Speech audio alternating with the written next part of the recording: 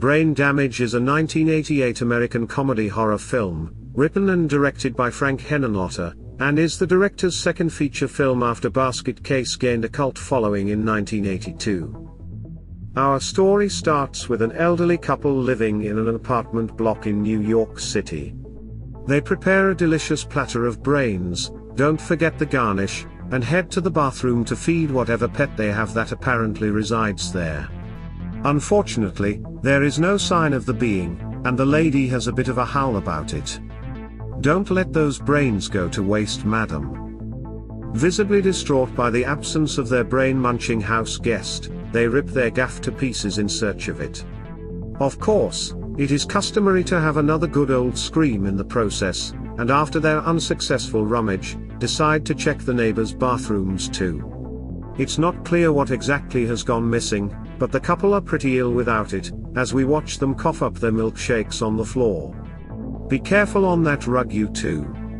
Next, we meet Brian, who is feeling a bit under the weather. He is supposed to be going to a concert with his girlfriend Barbara, but can barely stand up, so takes a rain check.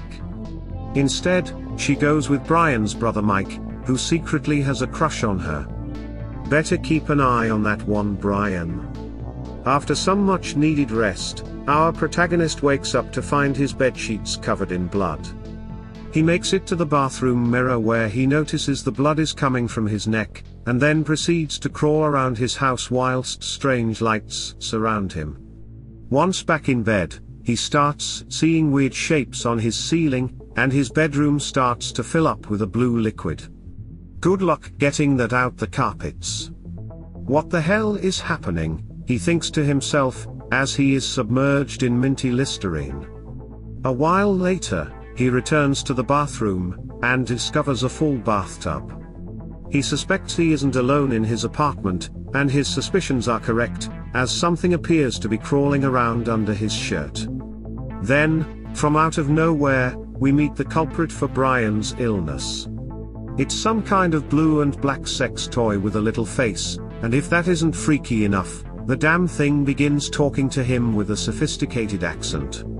Instead of Brian kicking the articulate abomination to death, he decides to have a bit of a chinwag with it, and learns that this unfathomable phallus is actually a pretty cool dude.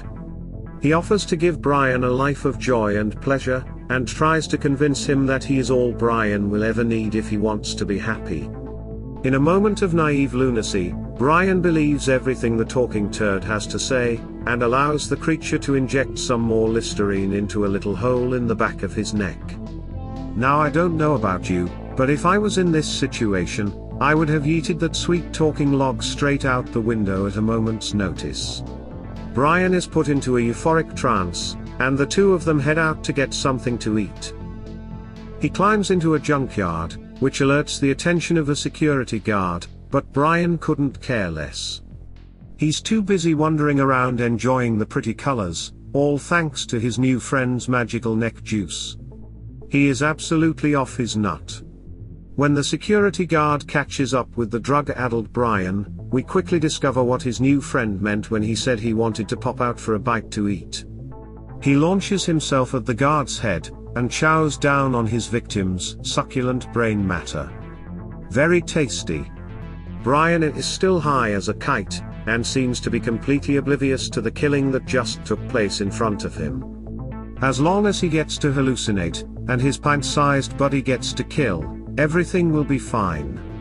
If only all bromances could be this simple. So there we have it. A normal guy hooked on a curious elixir that makes him forget all about his girlfriend, his job, and his friends. An all-powerful well-spoken sock puppet called Elmer, who has taken control of unsuspecting hosts for centuries. And a chalky old couple, who yearn for Elmer's hallucinogenic embrace once more. Will Brian be able to break away from the manipulative clutches of Elmer, and his questionable juice? Will Barbara be able to get her boyfriend back before she is seduced by Brian's brother? And what will become of the old couple, who have apparently found a way to take advantage of Elmer's symbiotic shenanigans? Brain Damage is a gory, and darkly comic movie, that borrows some ideas from Henenlotter's previous feature, Basket Case. We've got a dude with a supernatural critter, we've got a love story crumbling like a cake in the rain, and we've got lots of violence along the way. It's a formula that worked once, so surely it should work again. Well, kind of. Brain Damage doesn't quite capture the quirky charm of Basket Case, but is definitely in the same vein. There's even an unexpected cameo from the bloke from Basket Case. Just imagine a duel between Belle-Ile and Elmer. Now that would be worth watching. The acting is pretty amateurish throughout, mainly due to the fact that this was the debut of the three central characters, but John Zachary does an excellent job at giving Elmer some much-needed class in his vocal performance.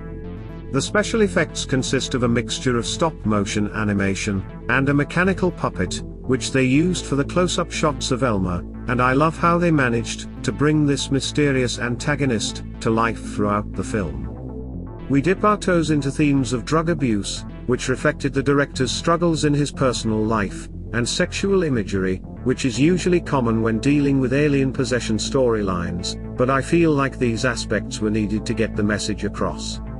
Henenlotter himself stated in an interview that he didn't set out to make any grand statements in the film, but couldn't deny the sexual undertones of the movie as a whole. Unfortunately, Brain Damage wasn't one bit scary, and instead felt more like a sci-fi drama about a man losing everything whilst under the influence of mind-altering substances. I would recommend this to fans of Basket Case, but other than that, watch this one if you want to be entertained and surprised by a blood-soaked gem of 80s horror goodness. So what did you make of Brain Damage? Did it leave you a bit clueless? Or have you ripping your brains out your ear?